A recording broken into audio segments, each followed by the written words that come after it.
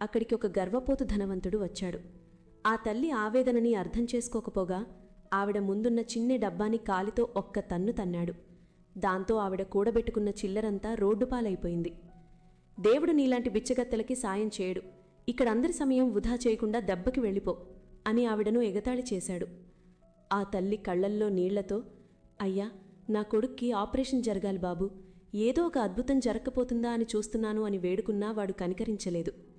అక్కడే ఉన్న church father వచ్చి, అయ్యా, ఇది దేవుడి ఇల్లు, మర్యాదగా మాట్లాడండి అని చెప్పినా కూడా ఆ గర్వపోతూ వినలేదు.